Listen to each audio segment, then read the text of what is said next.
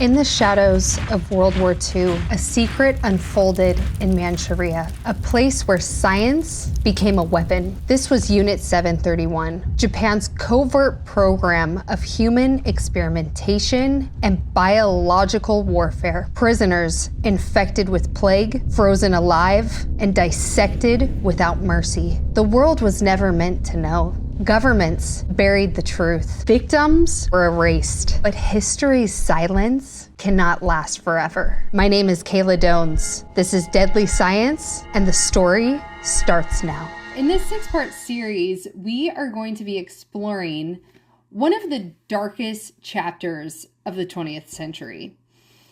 It's so incredibly graphic and disturbing. It makes sense why the people involved would want it to be buried and have it hidden and secret for so long. But we are here today to uncover those truths.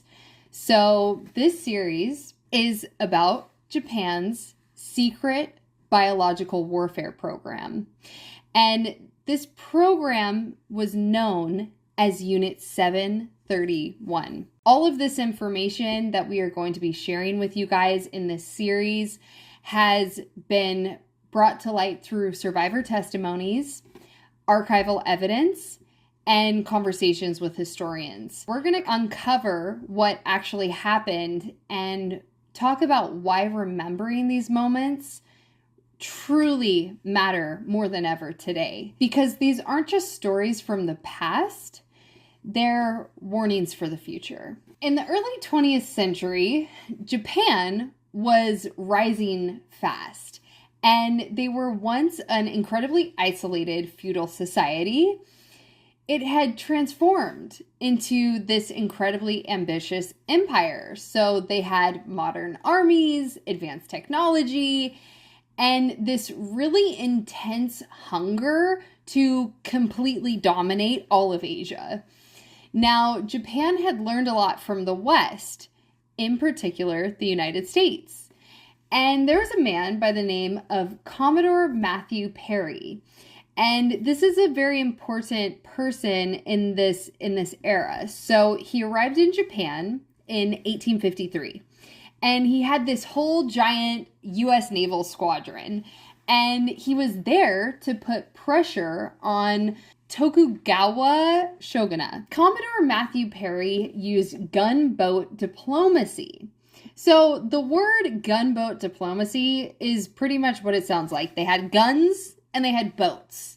And they're using those guns and boats to deal with diplomatic negotiations through threat of force, right? So he rolls up Matthew Perry with this big display of naval power, trying to intimidate Japan into negotiations. And on July 8th, 1853, Commodore Perry's fleet, it was his steam-powered black ships, enter Edo Bay. And he is demanding that Japan accept a letter from President Fillmore insisting on trade relations and humane treatment of American sailors who may be shipwrecked. At first, Japan is just like, oh, we're not really interested. Thanks, but no thanks. We're isolationists. We don't want anything to do with this. But Perry comes back, okay? It's 1854, and he's got an even larger force. And resistance gave way. The Treaty of Kanagawa was signed March 31st, 1854. And this moment opened the ports of Shimoda and Hakodate to American ships. They also placed an American consul with a diplomat, someone who's been appointed by the government to reside in a foreign country.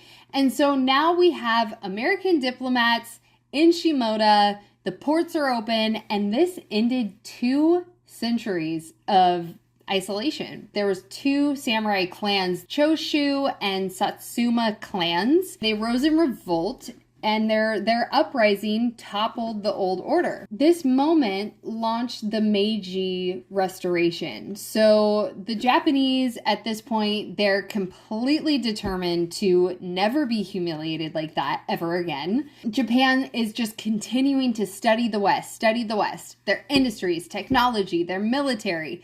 And with this knowledge, they believed that they were destined to lead all of Asia. So with this new power came this ravaging ambition, and Japan saw itself completely superior to its neighbors.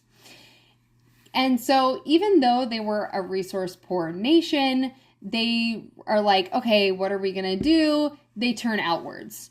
And they end up winning the Russo-Japanese War, and this fuels their confidence. Now they're the big tough guys. They defeated Russia. Japan gained Korea. They gained the Liaodong Peninsula, the southern Sakhalin Islands, and they took control of southern Manchuria's railway. So this was a huge moment in history. They expanded, they won a war, they're the new tough guys on the block, and at this point, their imperial path was set. Expansion was no longer a choice, it was inevitable, and they believed they were about to run the game. The rest of the world is debating morality in warfare. Okay, and this is a really important time in history. There was horrors that occurred in World War I. It had shown the devastation of poisonous gas. And by 1925, the Geneva Protocol was signed. They prohibited chemical and bacteriological weapons. And this is a really key moment in history because they protected human rights. Even when the wars were going on, they're like, look, there's some lines that you just don't cross. We look over at Japan's rising empire, and their leaders were actually looking for ways to skirt around this. So they were asking themselves, what if disease could be weaponized? What if germs could win wars where bullets and bombs fail? There was a man by the name Shiro Ishii. While others saw disease as an enemy to be cured, Ishii saw germs as weapons to be wielded. Ishii studied medicine at Kyoto Imperial University.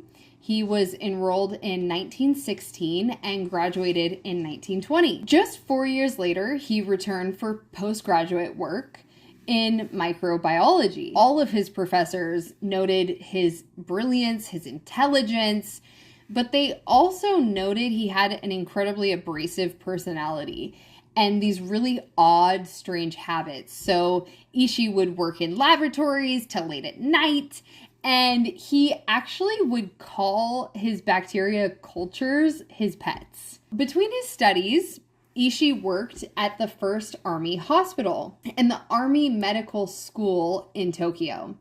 In 1928, the Japanese military sent him abroad. And for 2 years, he traveled across Europe and into the United States, and he was studying biological and chemical warfare. And when he returned home, he brought an incredibly radical vision with him. He argued that if the world had outlawed biological weapons, then surely they must be effective. Why else would nations fear them? To Ishii, this was proof not of danger, but of a land of opportunity. He promised Japan's leaders that by mastering the science of death, that their empire could leap ahead of any rival that got in their way. In the shadows of Japan's rising militarism, Shiro Ishii began to build what would soon be known as Unit 731. And he steps into this super nice First Army Hospital and Army Medical School. And this is in the heart of the capital. So he's just 30 years old at this point. He's this rising star, he's charismatic, he's intelligent, he has a reputation of being unsettling. Colleagues called him eccentric. Some even whispered that he was ruthless. Here he is in Tokyo's military medical hub, and Ishii wasn't just interested in treating patients.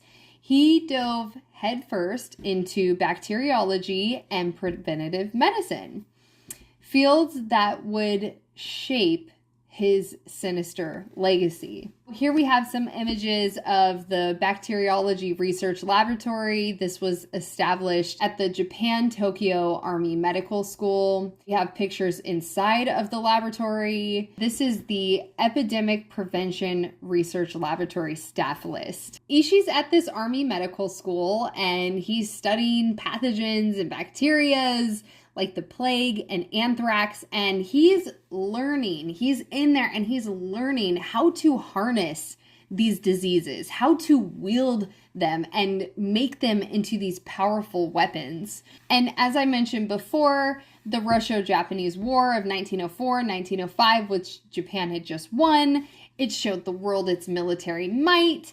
Ishii believed biological warfare could give Japan an even deadlier edge. His time in Tokyo was just the beginning. It would soon spiral into a complete horror freak show, something that the world has never seen before. We're gonna fast forward. Japan has invaded Manchuria, and Manchuria is in the northeast region of China. So they seized control in 1931 after the Mukden incident, which was a staged explosion that gave Japan the excuse to go and occupy that territory. So here comes Shiro Ishii. He's now a major in the Imperial Japanese Army, and he has this mind brimming full of these dark ambitions. And he's ready to turn his theories of biological warfare into reality. But first, he needs to convince Japan's elite. Before heading into Manchuria, Ishii makes an incredibly bold move back in Japan. So he had invented a portable water purification filter. And this was a device that he claimed could make any water source safe for drinking. And this was an incredibly useful invention for Japan's military. They're in rural areas. They don't always have access to clean drinking water. So he invents this purification system, right? And so in an incredibly shocking display, right in front of Emperor Hirohito, he actually urinates and pours it through the water filter, and he drinks it. The emperor was so incredibly impressed that he was like, give him all the money he wants. Like, let's go. We believe in you. We're funding you. Go out there, do what you got to do, make more inventions. This is incredibly successful and necessary invention. That money, in that moment, was the seed of what grew into some of the darkest moments of all of human history. Here we have the budget with the emperor's stamp. It was in 1936 with 100,000 yen, which is around $1 million at that time. Ishii decides to utilize those funds and create his first major biological warfare lab. The lab is based in Jogma Fortress in Harbin, Manchuria, and it was known as the Togo Unit. Now, this was not a hospital. It was a house of complete and utter terror, hidden under the guise of epidemic prevention and water purification department. But behind its walls, Ishii's work truly began, and he was super hyper focused into turning bacteria into weapons of war with human beings as his test subjects. In Jogma Fortress, where Ishii's experiments took an incredibly dark turn, there were Chinese prisoners, there were prisoners of war, civilians, men, women, and yes, even children being held hostage as prisoners in this lab. Ishii's teams were instructed to infect them with deadly pathogens, including the plague, cholera, and typhoid.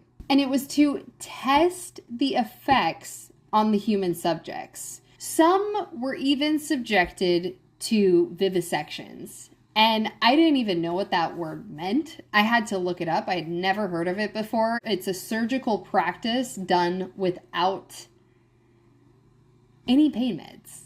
So they're just ripping into you raw. And this was a big thing in this time for Japan. Like, the emperors would actually come and watch it and be a part of it. And it, like, the whole imperial family, there was members that were incredibly interested in watching vivisections occur on these hostages and these prisoners. Ishii and his team did this to study how diseases ravage through the body. And they did it on a very meticulous level. I mean, it was, how does it affect the kidney? How does it affect the heart? What happens to the liver? I mean, it was every single element of the body, how the diseases were actually impacting them. Here we have a sketch from a room in the Jogma prison. For years, it was believed that no one ever escaped the walls of Unit 731. But that wasn't the whole truth. One man, Wang Zhang, he did. And his testimony, later collected by Zhao Han, deputy director of the Pingfang Museum, revealed to the world the first eyewitness account of the horrors inside. Wang's survival broke the silence, and it was through him that people began to understand what the Japanese were doing in Manchuria. Ishii decided that Jogma was way too close to the village in Harbin.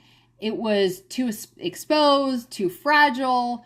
And so in 1936, he made his most chilling move yet.